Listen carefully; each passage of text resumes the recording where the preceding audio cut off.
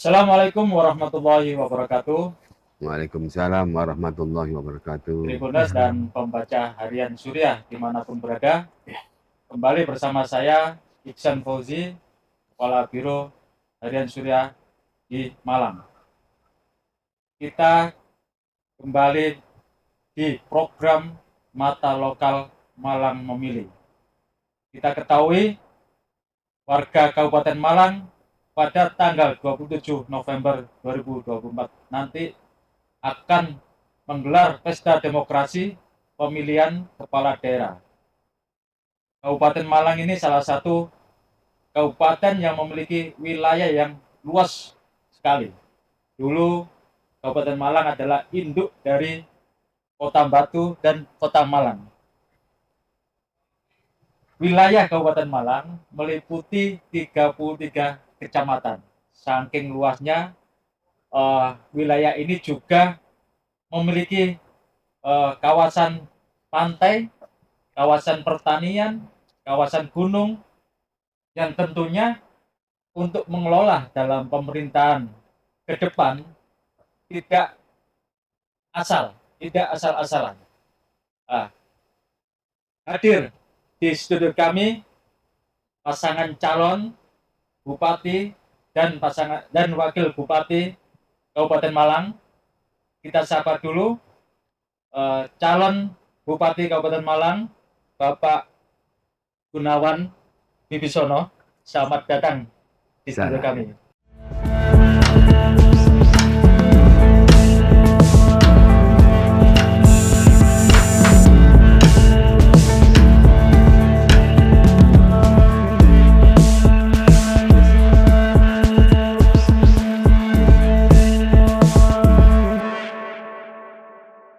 Assalamualaikum warahmatullahi wabarakatuh. Di sebelahnya ada Dr. Umar Usman. Beliau yang akan mendampingi Bapak Gunawan maju di kontestasi Pilkada Kabupaten Malang. Terima kasih. Assalamualaikum. Baik, kita ketahui bahwa Bapak Gunawan atau yang akrab disapa dengan Abah Gun itu merupakan kader PDIP, tapi pada pencalonan di Pilkada kali ini beliau malah diusung oleh partai-partai yang bukan tempatnya bernaung sebelumnya. Benar ya Pak ya? Betul. Di situ ada Partai Golkar, Partai Demokrat, betul ya? Ya, Partai PKS. Hanura, dan Partai Keadilan Sejahtera. Pak Abagun, bisa diceritakan bagaimana kok bisa Abagun ini mendapatkan rekom dari partai-partai tersebut? Ceritanya bagaimana ini? Ya, awal mulanya saya ini kan daftarnya dari partai saya sendiri. Ya, PDI Perjuangan. Ya, betul. Jadi saya sebetulnya nggak mendaftarkan diri, tapi di situ dibuka ruang pendaftaran. Kemudian dari yang menamakan Poros Perjuangan itu terdiri dari beberapa PAC itu berbondong-bondong ke rumah saya. Itu berharap saya supaya mendaftarkan juga. Oke.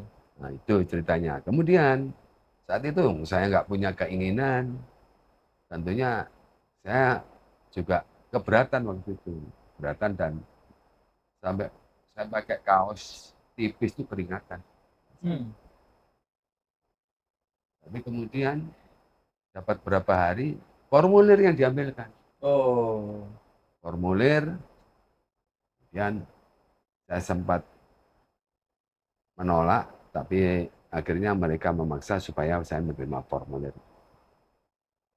Dan kemudian sekitar 2 hari kemudian saya mendapat telepon dari wakil ketua DPD Jawa Timur, teman saya di provinsi. Ya. Beliau menyampaikan, Pak Gun, di video call waktu itu. Tadi hasil rapat sampai diperintah oleh Buya Said untuk ikut mendaftarkan calon bupati Kabupaten Malang. Saya bilang, bener ya Mas? Betul, tadi hasil rapat. Saya juga disuruh. Oke, saya gitu. Padahal formulir udah ada di rumah. Ya. Setelah itu kita ada perintah untuk membangun komunikasi dengan partai-partai. Dalam perjalanannya akhirnya beberapa partai sudah terkomunikasi dengan baik. Tapi partai saya tidak merekom saya.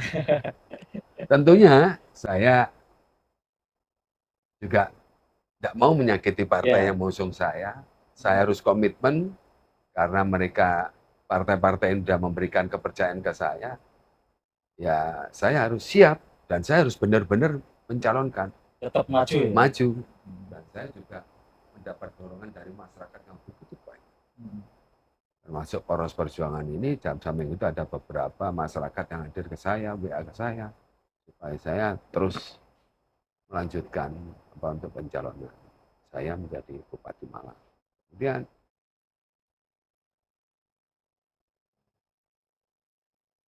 saat pendaftaran itu saya juga nggak menyangka, saya pengennya diam-diam itu, nggak ngerti yang datang ke rumah itu 500 lebih untuk mengantarkan saya mendaftarkan ke DPC PDI Perjuangan. Itu nggak nyangka.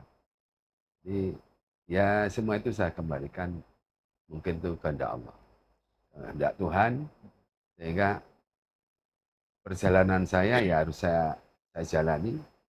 Saya akan mengikuti mekanisme yang ada di partai, juga mekanisme yang sudah ditetapkan dalam pemilihan ini. Tentunya saya sendiri tentunya berharap nanti masyarakat juga banyak mendukung saya. Sebenarnya apa yang diinginkan oleh Poros Perjuangan itu? Berharap apa kepada Bapak Gun untuk maju di pilkada? Kayaknya mereka ini tidak puas dengan keberadaan incumbent, ya, tidak puas dengan keberadaan pihak incumbent, sehingga muncul pemikiran-pemikiran bahwa ini harus ada yang dicalonkan juga dari PDI Perjuangan, karena memang waktu itu dibuka pendaftar. Ya. Dari Kalau partai sendiri yang iya, membuka kan ya. kalau andaikan itu tidak ada ruang, memang udah incumbent pasti dicalonkan, mungkin saya nggak mungkin daftar. Oh, Kan gitu. Tapi karena diberi ruang, ya otomatis ada apa itu, akhirnya ya saya sampai didorong-dorong mendaftarkan. Dan saya sendiri sekarang udah siap. Asalnya saya enggak keinginan, tapi kalau sekarang saya siap. Siap bertarung. Iya, siap karena setelah melihat bahwa Kabupaten Malang ini tidak boleh kayak gini-gini terus. Artinya saya harus memikirkan kepentingan orang lebih luas di Kabupaten Malang. Tidak boleh memikirkan diri saya sendiri.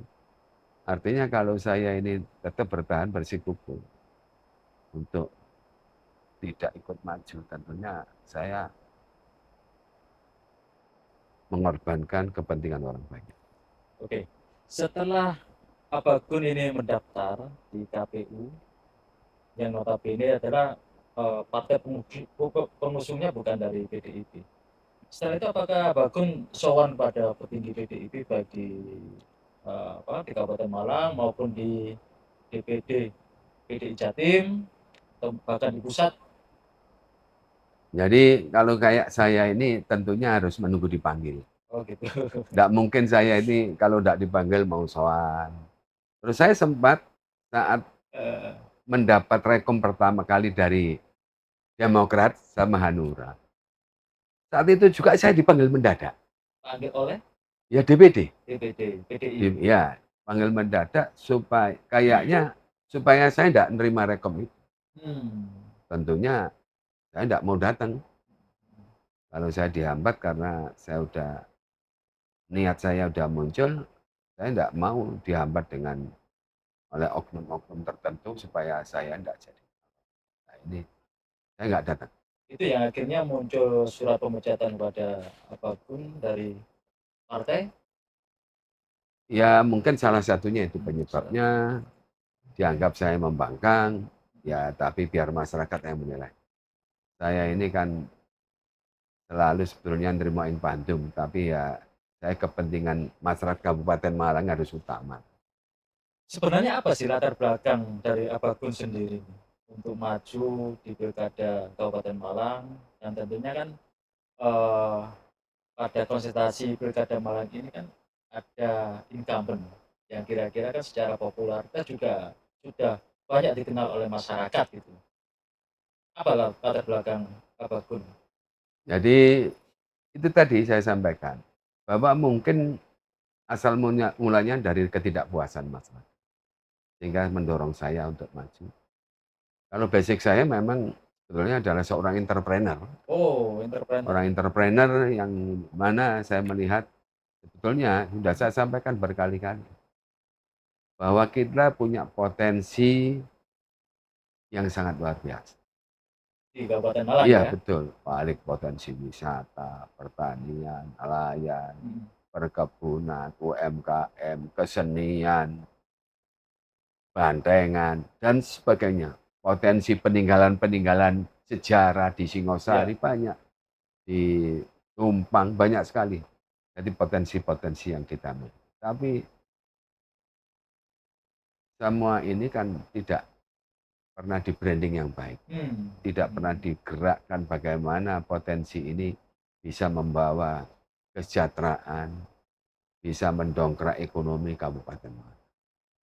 Bagi saya sebagai seorang entrepreneur, ini saya berpikir potensi ini bagi saya adalah merupakan modal. Modal ini kalau kita diamkan, kita taruh di bawah kasur, ya tidak akan menghasilkan. Ya. Sehingga saya berpikir potensi ini harus kita gerakkan. Kalau tidak digerakkan, mana bisa itu membawa kebaikan untuk kesejahteraan masyarakat Kabupaten Malang. Dan yang bisa menggerakkan adalah kepala daerah bersama masyarakat.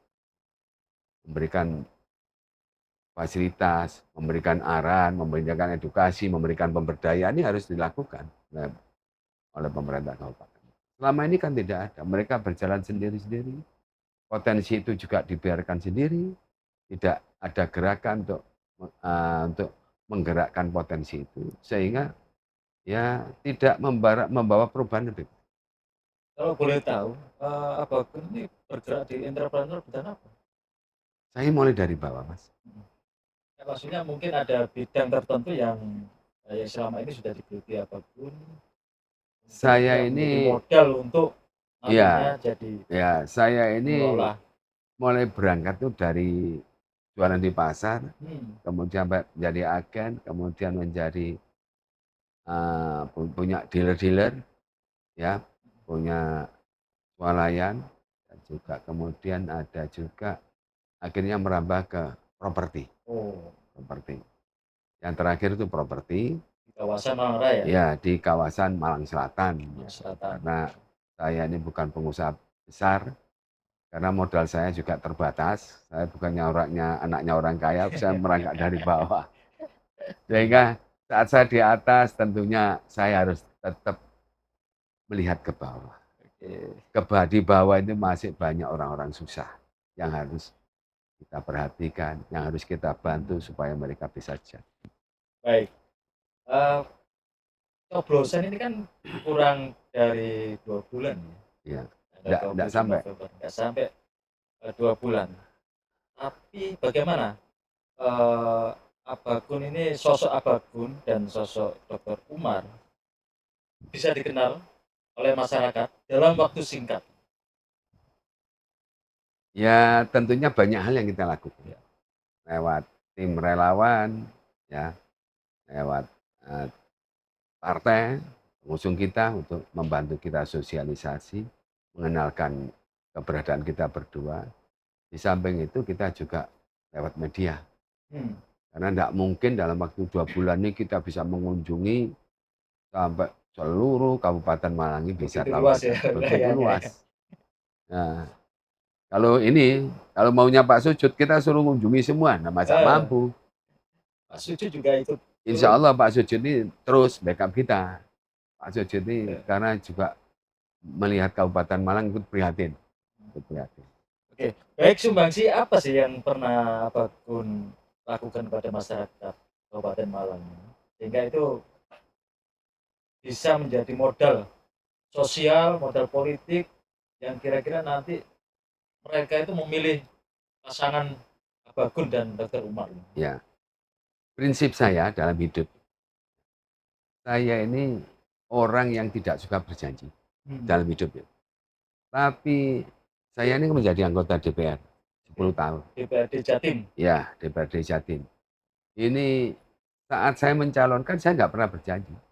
Tapi Oke. tipe saya orang pekerja. Saat saya mencalonkan saya suruh janji nggak mau. Saya bilang kalau saya ini bukan tipe orang berjanji. Tapi jangan nggak usah ragu dengan saya. Saya orang yang senang sosial, senang bekerja. Begitu saya jadi, langsung saya bergerak. Bergerak membantu apa yang menjadi kewenangan saya ini saya berikan kepada masyarakat. Alhamdulillah, insya Allah untuk Malang Selatan ke timur, ada sebagian ke utara. Ini udah merasakan kerja saya selama menjadi DPR. Selama menjadi DPRD provinsi, udah merasakan. Selama itu, saya ini senang sosial. Jadi saya senang sosial. Apa bentuknya apa? Ya, saya Yang sudah senang. dilakukan. Ya, saya senang berbagi kepada masyarakat, gerakan-gerakan sosial. Saya juga punya organisasi. Ya, saya kalau beliau ini ketua PCNO, saya mantan bendara PCNO, pernah menjadi ketua Ansor juga di Kecamatan Gondogi tahun 99 sampai 2004. Nah, ini modal kita, artinya kita juga punya jamaah sholawat di bawah naungan MH Inun Najib, Ma'iyah itu. Ma'iyah. Kita udah punya Semalang Raya. Masih Itu jalan sampai sekarang. jalan cuman enggak, Cak Nun kan kondisi sakit. Iya. Jadi beliau enggak bisa maksimal, tapi insya Allah nanti jamaah Ma'iyah tetap membantu kita. Saya yakin. Baik, sekarang kita ingin menilai Abagun terhadap Dr. Umar. Sosok Dr. Umar di mata Abagun dalam konsentrasi ini seperti apa? Dr. Umar ini orang yang lost doll. Artinya beliau ini cocok sama saya. Beliau suka gurau, ya, enggak gampang tersinggung. Hidup ini kan gitu. Hidup ini kalau bisa kita hidup setiap hari bisa gurau. Jangan gampang tersinggung. Kita harus setiap hari bisa ketawa. Ya. Beliau ini termasuk orang yang suka gurau dan tidak ada batas juga. Apakah kira-kira mampu menggait elektabilitas pasangan? Saya yakin benar. Yakin ya? Yakin karena beliau ini adalah sangat kental di dunia organisasi terutama di NU. Dan beliau ini terkenal dengan nama julukan dokter rakyat. Dokter rakyat. Dokter rakyat. Karena saya dengar itu dari orang-orang waktu saya di Kepanjen. Beliau kan punya praktek di Kepanjen. Ya. Kalau orang berobat Dokter Umar, ya kadang-kadang belum diobati udah sembuh katanya. Apa karena disuuk dulu? Nah, ini mungkin punya ilmu suhu. Jadi belum diobati karena keyakinan mereka, sugesti mereka. Ini katanya udah sembuh. Saya waktu kemarin ke pasar, itu ada yang nyampaikan gitu. Kadang wah kula niki kan Dokter Umar iki sak keluarga. Kula kadang-kadang mriku dereng dinapak-napaken waras benar. Ya mungkin beliau punya suwu. Baik, Dokter Umar, saya ke Dokter Umar ini sekarang ini. Tadi Abagun menyebutkan bahwa Anda dikenal sebagai dokter rakyat lah ya. Apakah itu bisa dijadikan modal sosial dan modal politik dalam mendongkrak elektabilitas pilkada Kabupaten Malang ini? Ya kalau itu harusnya ditanyakan orang lain ya. Jadi kalau saya yang bilang kan namanya promosi saya. Nah, jadi memang itu harus dalam kontestasi ini pasti yang dilihat adalah karakter ya, pembawaan. Itu menjadi salah satu penilaian utama. Apalagi ini pilihan kepala daerah, Ya. figur ya, jadi dan tentu di samping kepribadian, watak, pembawaan juga track record selama ini, Hmm. rekam jejak dan kemudian eh, sumbangsi-sumbangsi yang sudah dilakukan. Sering membuat kegiatan gitu, kegiatan sosial gitu di masyarakat. Ya seperti yang sampaikan Abagun tadi, kita ini klub. Hmm. Saya ini pengagum berat Abagun Hmm. karena saya kan memang lebih banyak berkecimpung di kumpulan-kumpulannya Nahdlatul Ulama. Hmm. Di NU itu Mas Iksan, Ya. jarang seperti apa. Jarang yang agnia kita ini, apalagi yang berbakat pengusaha itu langka. Eh, Abagun itu saya dengar ketika saya masih di Ansor Kecamatan Kepanjen. Ada Ansor Gondang lagi punya showroom 2 lagi, punya Yamaha showroom. Suzuki. Oh, itu sudah ulap kita. Jadi kalau enggak punya bakat terpendam ya kayaknya sulit. Nah, dalam rangka ini kalau ya saya kebetulan termasuk memilih jurusan dokter itu salah satunya ketika saya masih kecil itu memang suka yang nanti itu hidup ini harus ada sosialnya lah kita. Ya. Kita di masyarakat ini ingin bisa berbuat baik untuk orang lain. Itu tadi sebutan dokter rakyat itu gimana ceritanya itu? Apakah Anda pernah Eh, mendengar sendiri dari masyarakat yang Kalau itu pernah kayaknya sebenarnya Anda dapati? ulah teman saya, teman baik saya. Saya ingat itu dilontarkan oleh almarhum Hasan Abadi, Rektor Unira. Hmm. Memang saya sejak di Ansor cabang Kabupaten Malang, ketika kami lulus, Ya. itu memang diadakan kegiatan-kegiatan pengobatan itu, pengobatan gratis itu. Hmm. Ansor ingin membuat kegiatan yang bermanfaat untuk masyarakat. Ya. Jadi ada kegiatan-kegiatan peringatan agama dan lain-lain dan itu ditambah dengan pengobatan gratis. Oh, Kita diputar istilah itu, itu ya. mulai dari awal saya ingat itu di Mulyo Agung, Pondok Agung di Ampel Gading sana, Lereng Semeru. Hmm. Sampai kemana-mana sudah seluruh Kabupaten Malang, Kasembon, Pujon itu hampir semua desa kita dihadirkan di sana. Ada lagi yang lucu ini, yang ngomong ini. Ya, itu betul-betul membanggakan saya. Hmm. Jadi kadang-kadang menyampaikan, ada orang berobat sana, nggak punya duit, Ya. diobati, malah dikasih sangu. Nah, cocok ini. Ini cocok. Ini habis ini apa Dokter Umar akan didatangi banyak orang ini. Jadi udah nggak bayar, malah dikasih sangu. Ini kan sesuatu yang langka. Iya, iya, iya, iya. Nah ini yang kadang membuat saya itu ikut bangga. Oke. Baik. Apakah Dokter Umar kemarin terkejut ketika digandeng oleh Gun untuk maju di Kita ini sama-sama terkejut sebenarnya. Gimana ceritanya gimana ini? Kalau saya kan ya tidak menduga gitu. Kemudian digandeng apa? Awal saya juga sanksi gitu. Karena ini kan lawannya petahana. Ya. Cuma setelah ada diskusi-diskusi, ngobrol-ngobrol, keadaan petahana ini tidak lagi dalam posisi yang kuat-kuat banget gitu. Hmm. Nah, katakanlah survei elektabilitasnya enggak gitu tinggi Hmm. dan kita dirasakan di masyarakat ada beberapa yang enggak puas gitu. Itu Anda yakin dengan hasil survei itu? Kan ada hasil survei yang memang asli, ya kan? Ada juga yang memang pesanan gitu. Nah, ini kan ya kita lihat yang asli. Kita juga melihat yang pesanan kan yang ya, tinggi sekali elektabilitasnya. Oke. Nah, ini beberapa lembaga survei itu hampir sama angkanya. Nah, itu kan yang asli.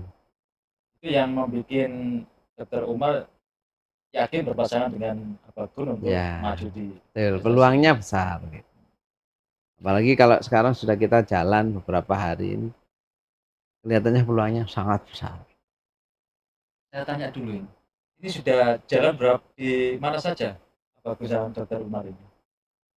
Sudah menemui masyarakat di kecamatan desa Ya, mana aja? udah banyak. Ada berapa persen kira-kira? Oh masih jauh. Masih jauh ya? Jauh. Cuman dari bawah ini kita melihat antusiasnya sangat. Kira-kira jeritan masyarakat apa sih yang mereka sampaikan kepada Anda berdua ini? Ya banyak hal, termasuk masalah kesehatan, masalah pendidikan yang masih tinggi, kesehatan yang juga yang kemarin dihembus-hembuskan untuk gratis ternyata tidak gratis, bahkan banyak BPJS yang diblokir. Ini kan banyak sekali. Samping itu juga masalah kesenian, ya, kesenian yang kurang ada perhatian, UMKM yang juga Apa kurang kesenian perhatian. apa itu? Ya kesenian macam-macam, ada ludruk, ada bantengan, ada horeg, ya, ada lagi berot, jaranan. Ini rata-rata menyampaikan ke saya. Ada beberapa yang udah datang ke saya. Ini menyampaikan permasalahan-permasalahan ini. Artinya mereka ini butuh cuman apa ya? Kalau masyarakat seneng jangan dipersulit. Oke. Apalagi izinnya mahal. Tadi barusan saya ketemu. Kalau izin mau mengadakan kegiatan berot itu izinnya mahal. Udah nggak dibantu, kan mereka pengen senang. Sebetulnya dengan adanya itu, ada Jackson, ada horeg, ini akan muncul pertumbuhan ekonomi. Ya. Karena di situ ada kegiatan kayak itu. Di sana banyak jualan UMKM yang mengambil rezeki dari kegiatan. Harusnya bagaimana kita memberi ruang lah kepada jenis Jackson, horeg ini, jarana, berot, dan sebagainya. Ini harus kita beri ruang kepada mereka supaya masyarakat senang. Kabupaten Malang ini kan salah satu juga penghasil sayur mayur ya. Tentunya kan banyak petani juga kan. Sayur mayur, buah-buahan, padi dan sebagainya. Apakah mereka juga menyampaikan keluh kesahnya kepada Dr. Umar? Betul. Jadi apa yang perlu diselesaikan? Kemarin nggak contoh soal di Ngantang. Kemarin saya dari Ngantang, para petani sayur itu datang ke saya. Menyampaikan begini, Bah, kita ini dari kelompok petani sayur. Ya. Padahal di Ngantang tempatnya sayuran. Tapi Ngantang nggak punya pasar sayur. Sehingga apa yang diperoleh petani sayur, hasil produksi pertanian sayur, tidak bisa dinikmati oleh petani sayur secara maksimal. Karena mereka didatangi oleh tengkulak, datang kepada mereka. Dan mereka jual tidak ada kompetisi lagi, tidak ada persaingan. Harus jual kepada tengkulak itu. Karena ya faktor kebutuhan. Ada monopoli. Monopoli. Jadi faktor kebutuhan inilah kadang-kadang yang membuat mereka ini harusnya kalau ada pasar sayur, itu kita bisa memajang sayur kita di pasar dengan harga lebih baik, tapi karena tidak disiapkan, tentunya ya jadi murah pun diberikan. Mungkin dari Dr. Umar ada keluh kesah di masyarakat. Kalau saya yang utama adalah pupuk yang mahal. Pupuk ya. Dan sulit. Tapi pupuk ini kan persoalan nasional sebenarnya. Ya, dan semuanya, tapi kita harus hadir di situ sebenarnya. Bagaimana telusur kita supaya itu tidak terjadi. Ya paling enggak mengatur, ikut menata manajemen untuk distribusi. Ya, distribusinya pupuk itu bagaimana supaya petani yang seharusnya dapat subsidi harus dapat. Jangan sampai yang seharusnya dapat nggak dapat, yang seharusnya nggak dapat malah dapat. Ini yang selama ini penting. Ini yang kita ikut paling nggak melibatkan Dinas Pertanian untuk melakukan pendataan. Termasuk kesehatan juga gitu. Jadi bagaimana nanti paling tidak kita mengusulkan kepada pemerintah pusat bagaimana bantuan itu bisa tepat sasaran. Ya. Dengan melakukan pendataan lewat RT yang kita usulkan. Bukan dari top down langsung dari pusat. Sehingga yang kita lihat coba. Yang orang kaya dapat bantuan, yang miskin malah nggak dapat. Ini rame. Sehingga sehingga itu kayak mengadu domba antara perangkat desa dengan masyarakat. Nah, itu betulnya kan kita butuh lah melakukan mediasi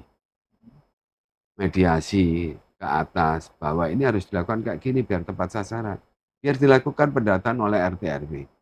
Jangan itu dilakukan data langsung dari pusat secara Top down. sampling top down. Ini Ya. tidak baik.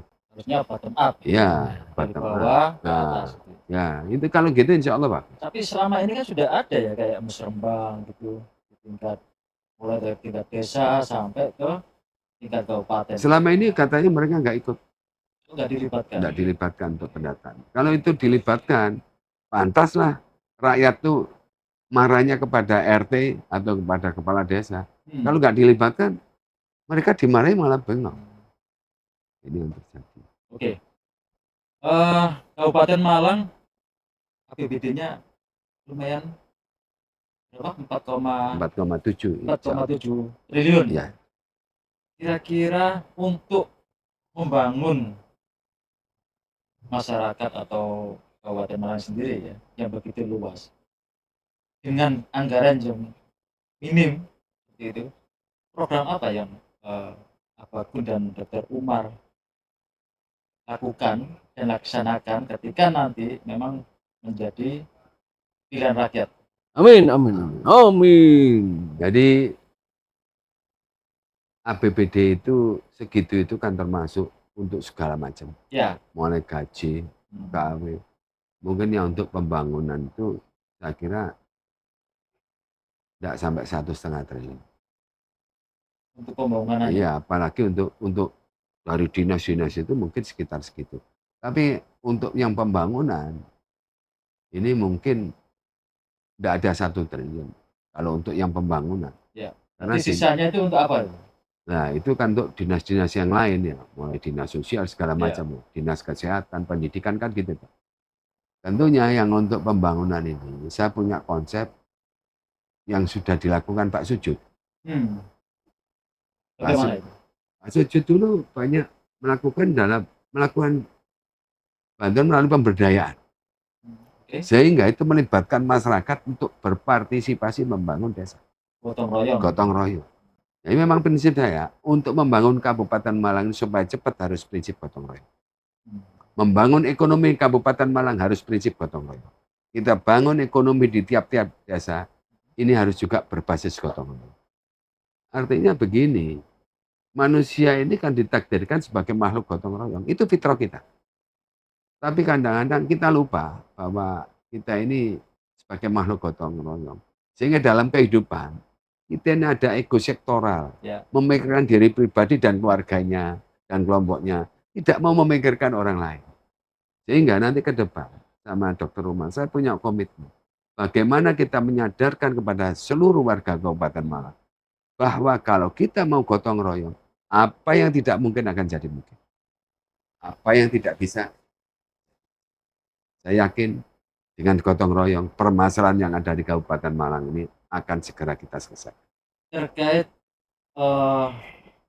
banyaknya warga Kabupaten Malang yang menjadi TKI maupun TKW, bagaimana Anda untuk mengatasi bahkan memberikan pendampingan kepada mereka? Gini, saya itu sebetulnya sudah meneliti terkait TKI itu, atau PMI, Pekerja Migran Indonesia, terutama yang ada di kabupaten, sangat besar. Sangat besar. Tapi mereka selama ini tidak ada edukasi, tidak ada pemberdayaan untuk mereka. Mereka cuma dijuluki sebagai pahlawan devisa yang bisa membawa rezeki dari daerah lain, dari negara lain dibawa ke kabupaten. Tentunya, terus apa yang kita perbuat untuk mereka? Ini tidak ada. Langkah konkret apa yang kira-kira nanti akan Gun dan Dr. melakukan?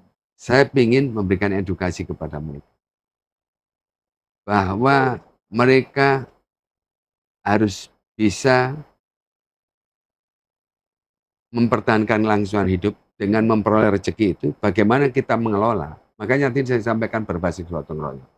Saya pernah melakukan penelitian di Sumawi, Sumber Mancing Wetan. PMI di Sumber Mancing Wetan itu tertinggi. Sangat tinggi. Mungkin lebih dari 1.000 orang yang ke Hong Kong. Itu saya melihat ke Hong Kong, gaji mereka itu mencapai sekitar 100 juta per tahun. Kalau kita kumpulkan, kita kemudian membentuk suatu kelompok usaha atau KUB atau koperasi, kan permasalahan Sumawi itu banyak, potensinya juga banyak. Tapi selama ini ya gitu-gitu aja. Andai kan kemudian kita kelola anggaran dari TKI ini, kita kumpulkan dengan membentuk koperasi untuk menangani permasalahan yang di Sumawi. Masalah nelayan, bagaimana nelayan ini supaya bisa mendapatkan pinjaman ringan, ya, bunga ringan, tebu, kopi bisa kita handle. Terus TKI yang mau berangkat kita modalin, kita bikin sub-sub. Maksud saya begini, jadi kita bentuk suatu koperasi yang berbasis kasih sayang dan gotong royong. Ini kita edukasi. Uang yang diperoleh TKI ini hendaknya jangan pulang dihabiskan. Tapi simpanlah pada koperasi ini. 100 juta aja, kalau ngumpul 1.000 orang, itu sudah mencapai 100 miliar. 100 miliar ini bisa kita pakai untuk perdagangan, kita pakai untuk membantu nelayan yang mau melaut dengan bunga yang ringan, ya. Kemudian kita bisa menghandle tebu-tebu, bisa menghandle kopi, dan mungkin kita menggerakkan sub-sub usaha lain. Bisa bikin perusahaan kopi di Sumawi, kan gitu toh. Cengkeh bisa kita angkut, kita kumpulkan semua, kita bisa kirim ke pabrik. Saya yakin untungnya itu tidak kurang dari 5%. Tapi itu kan mengubah perilaku dan mindset yang tentunya tidak mudah juga. Betul. Kira-kira untuk mempersingkat waktu edukasi pada mereka, itu bagaimana? Apakah Abakun sudah punya konsep tersendiri? Paling tidak keluarganya kita kumpulkan. Keluarganya ya? Keluarganya karena TKI-nya kan di sana. Keluarganya kita beri edukasi bersama kepala desa. Bagaimana supaya uang itu tidak habis. Karena saya lihat mereka ini setelah pulang, di rumah habis berangkat lagi. Bawa duit, habis berangkat lagi. Yang terjadi perceraian di Kabupaten Malang tertinggi disumbang oleh pekerja migran. Artinya korbannya banyak. Korbannya banyak ya? Keluarga. Iya, korban keluarga sangat banyak. Dan tentunya saya kepingin nanti bagaimana uang itu tidak habis untuk bangun rumah, dari hasilnya itu kita kumpulkan. Untuk beli kendaraan, dari hasilnya itu dikumpulkan. 100 juta itu. Mau beli batu bata, pasir, udah hasilnya kumpulkan. Dari saham yang dimasukkan kepada koperasi. Baik. Saya ke Dr. Umar. Kira-kira Dr. Umar punya nggak ini program untuk penataan wisata ya? Kabupaten Malang punya banyak wisata kan ya. Ada gunung, ada pantai, ada perkebunan, dan sebagainya. Gimana, Dok?